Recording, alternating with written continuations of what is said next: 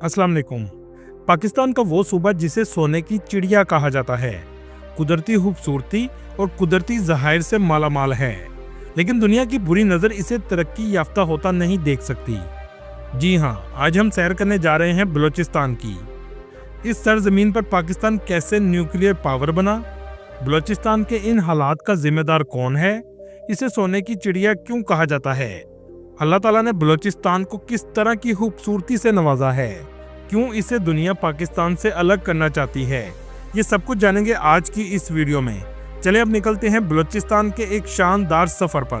बलूचिस्तान जो पाकिस्तान के रकबे के लिहाज से सबसे बड़ा सूबा है, जिसका कुल रकबा 3,47,190 मुरब्बा किलोमीटर है, लेकिन इस सूबे की आबादी बहुत कम है, जो तकरीबन 87 लाख के करीब है। बलूचिस्तान पूरे पाकिस्तान का 44% हिस्सा है। बलूचिस्तान का बेशतर इलाका पहाड़ी और सहराई है। यहाँ खुश्क और नीम खुश्क आबो हवा पाई जाती है। मशहूर पहाड़ी सिलसिले कोहे सुलेमा, कोहे चतन और कोहे मुर्दार शामिल हैं। ये हित्ता कुदरती वसाइल की दौलत से मालामाल है, जिसमें गैस, कोयला, क्रोमाइट, तांबा, सोना और दीगर मादनियात के ज़खायर शामिल हैं। इस इलाके में बहुत से कबाइल आबाद हैं, जिनमें बलोच, पश्तून, हज़ारा और बराही नस्ल के लोग शामिल हैं। यहाँ बोले जाने वाली जुबानों में बलोच, पश्तो और फारसी शामिल हैं। इस सूबे की सरहद ईरान, अफगानिस्तान और बहीरा अरब के साथ लगती है, जबकि पाकिस्तान के अंदर सूबा सिंध, पंजाब और खैबर पख्तूनख्वा से मिलता है। दोस्तों, क्या आप जानते हैं बलूचिस्तान का कुछ हिस्सा ईरान और अफगानिस्तान में भी आता है। ईरान में मौजूद बलूचिस्तान का रकबा 1,81,000 मुरब्बा किलोमीटर है। इस हिस्से को ईरान में सिस्तान और बलूचिस्तान कहा जाता है, जबकि अफगानिस्तान में 20,000 मुरब्बा किलोमीटर का रकबा आता है, जिसे अफगानिस्तान में नमरोज, हेलमंद और फराह कहा जाता है। बलूचिस्तान के हालात को हमेशा खराब रखा जाता है, जिसमें सबसे अहम किरदार इंडिया अदा करता है, क्योंकि बलूचिस्तान में दुनिया के ऐसे कुदरती ज़खायर मौजूद हैं जिन्हें अगर निकाला जाए तो पाकिस्तान दुनिया के अमीर तरीन ममालिक में आ जाता है। और दूसरी बड़ी वजह सी पैक भी है, जिसका सबसे अहम हिस्सा बलूचिस्तान से गुजरता हुआ ग्वादर पोर्ट तक जाता है। दोस्तों, आज की ये वीडियो हमारे पाकिस्तान के कौमी हीरो डॉक्टर अब्दुल कदीर खान के नाम करता हूँ। इनके अलावा उन तमाम लोगों को खराज तहसीन पेश करता हूँ जिन्होंने पाकिस्तान को एटमी ताकत बनाने में मदद की थी। जी हाँ, 28 मई 1998 का दिन पाकिस्तान की तारीख का सबसे अहम दिन था, जिसे यौम तकबीर के नाम से याद रखा जाता है। और बलूचिस्तान की वो सरजमीन थी जहां पाकिस्तान एटमी ताकत बना, जिसके बाद दिफाई लिहाज से पाकिस्तान दुनिया के मजबूत तरीन ममालिक में शुमार होने लगा। बटन दबाने से पहले पूरी टीम फिक्रमंद थी, और ये फिक्र इन्हें अपनी इज्जत की नहीं थी, बल्कि मुल्क के वकार की थी। कई सालों की मेहनत का नतीजा आज मिलना था, जिसके बाद पाकिस्तान की दफाई जिंदगी का फैसला होना था। इस न्यूक्लियर टेस्ट को बलूचिस्तान के चागी डिस्ट्रिक्ट में मौजूद रास्को के पहाड़ों में लगाया गया था। पूरी दुनिया से पाकिस्तान पर एटमी धमाके ना करने का दबाव था। I have made it clear to the leaders of Pakistan that we have no choice but to impose sanctions pursuant to the Glenn Amendment, as is required by law. लेकिन इंडिया के एटमी धमाकों के बाद पाकिस्तान का एटमी ताकत बनना नागुज़ीर हो चुका था। इस बॉम्ब को चलाने के लिए 6 बटन लगाए गए थे।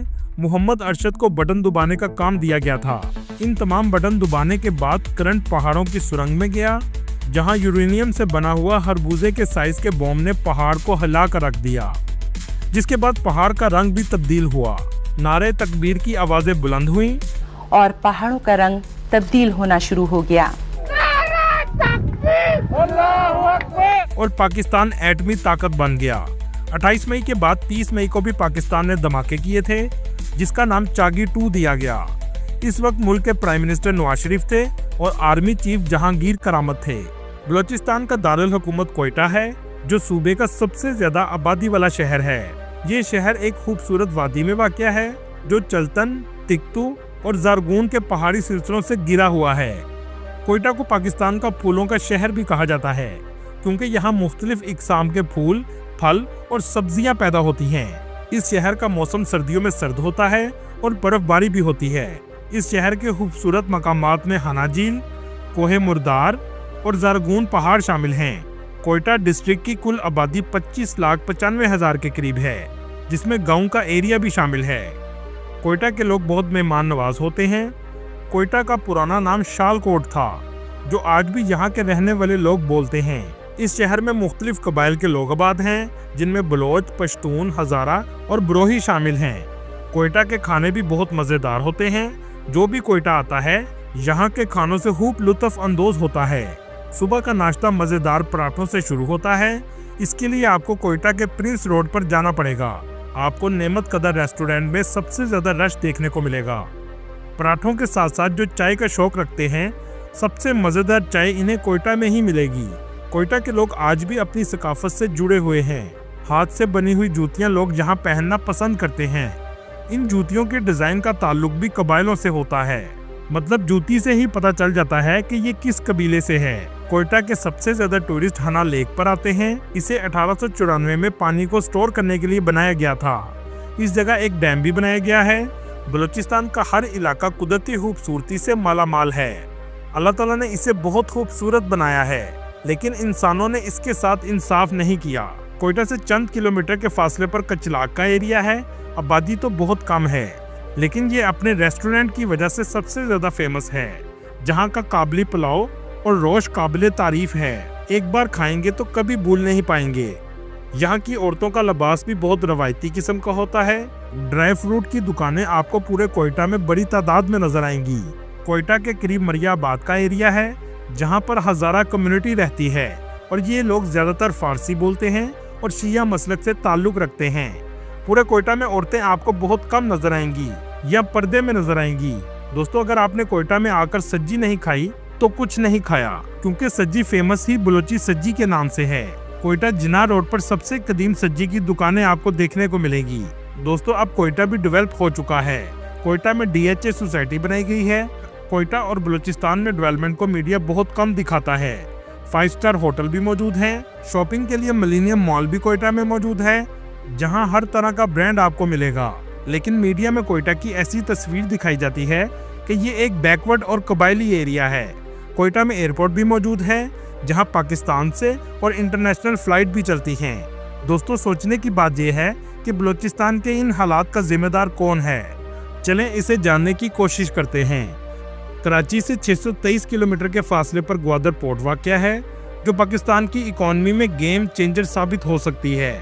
और ये सीपैक का सबसे अहम हिस्सा है, जहां से चाइना बआसानी दुनिया से तजारत कर सकता है।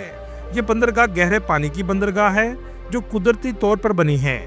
कराची से ग्वादर जाने वाली हाईवे को मकरान कोस्टल हाईवे कहा जाता है, जिसके रास्ते में आप ऐसी पहाड़ियां देखेंगे जैसे किसी और दुनिया की हों।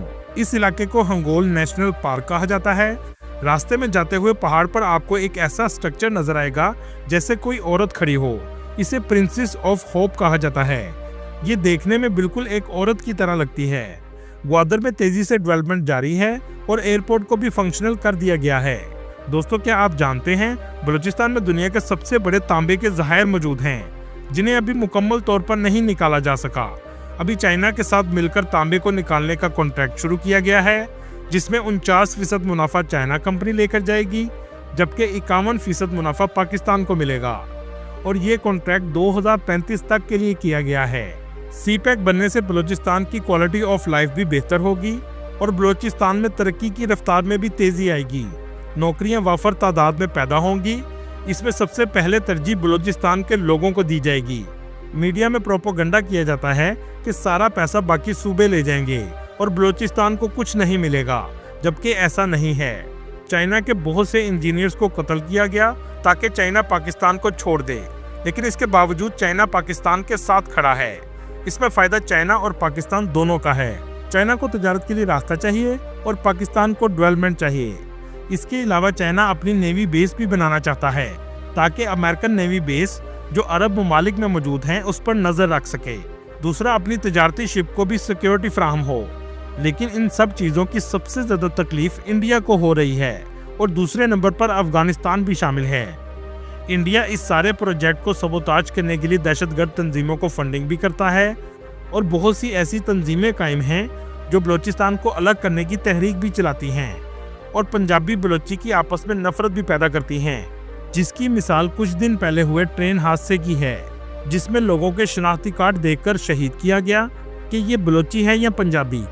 ये तमाम काम BLA और BLF जैसी इंडिया की फंडिंग तंजीमें करती हैं। BLF को 1964 में शाम में बनाया गया था, जो ईरानी गवर्नमेंट के खिलाफ लड़ते थे। 1967 में इनके कुछ लोग अफगानिस्तान चले गए और वहां पनाह लेने के बाद पाकिस्तान के बलूचिस्तान में दहशतगर्दी करना शुरू हो गए। इंडियन फंडिंग का सबूत ये भी है कि एक इंडियन जर्नलिस्ट ने अपनी बुक में इतराफ़ किया है कि इंडिया बलूचिस्तान में दहशतगर्दी के लिए तंजीमों को पैसा और असला फराहम करता है। इस बुक का नाम माई एनिमीज एनिमी है और ये सिलसिला 1970 से चल रहा है। 1973 में पाकिस्तान ने इस्लामाबाद में इराक एम्बेसी पर रेड की तो पता चला एम्बेसी से इन तंजीमों को असला और पैसा फराहम किया जाता था। इसके अलावा ये भी पता चला कि इन तंजीमों को रशिया, इराक, इंडिया और अफगानिस्तान की सपोर्ट भी हासिल थी। 1974 में पाकिस्तान ने एक सख्त ऑपरेशन किया और ये तंजीमें तकरीबन खत्म हो गईं।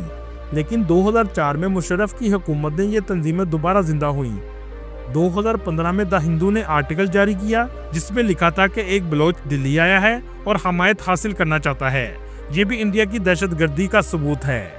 दोस्तों, ग्वादर से 70 किलोमीटर के फासले पर ईरान का शहर चाहबार है, जहां इंडिया ने ईरान को पैसा दिया कि ग्वादर के मुकाबले में पोर्ट बनाई जाए ताकि ग्वादर की अहमियत को कम किया जा सके। बलूचिस्तान में ऑपरेशन नागुज़ीर हो चुका है ताकि इस खूबसूरत सूबे से इस गंदगी को खत्म किया जा सके।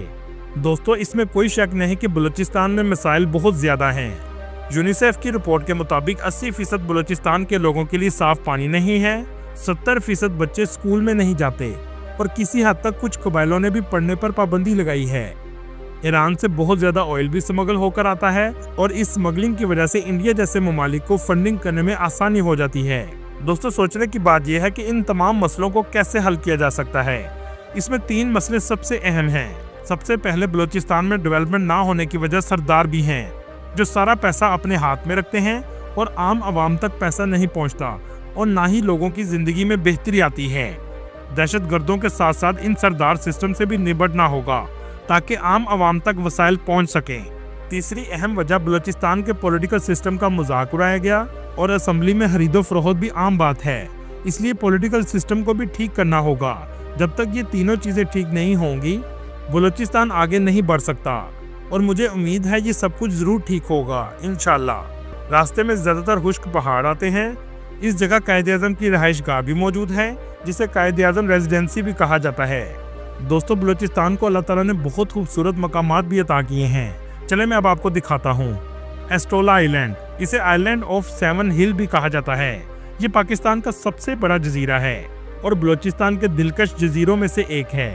मोला चटोक बलूचिस्तान की छुपी हुई खाई है जो हुसदार के वस्त में वाक़या है। इस जगह बहुत खूबसूरत आबशार भी मौजूद है। कुंद मलीर बीच, ये साहिल समुद्र जो बलूचिस्तान में वाक़या है। ये इलाका हंगोल नेशनल पार्क का हिस्सा है और ये पाकिस्तान का सबसे बड़ा नेशनल पार्क है जो कराची और ग्वादर के वस्त में वाक़या है। जल मक्सी बलूचिस्तान के वस्त में वाक़या है। ये जगह डेजर्ट सफारी और सालाना डेजर्ट रैली के लिए बहुत फेमस है। हर साल यहाँ इवेंट भी मुनक्कद किए जाते हैं। अल्लाह ताला बलूचिस्तान के लोगों के लिए बेहतरी फरमाए, आमीन। दोस्तों, ये थी आज की हमारी इन्फॉर्मेटिव और दिलचस्प वीडियो। आपको वीडियो कैसी लगी कमेंट में ज़रूर बताइएगा और नए आने वाले दोस्तों से गुजारिश है हमारे चैनल को सब्सक्राइब और लाइक ज़रूर कीजिएगा। अगली वीडियो तक अल्लाह हाफिज़।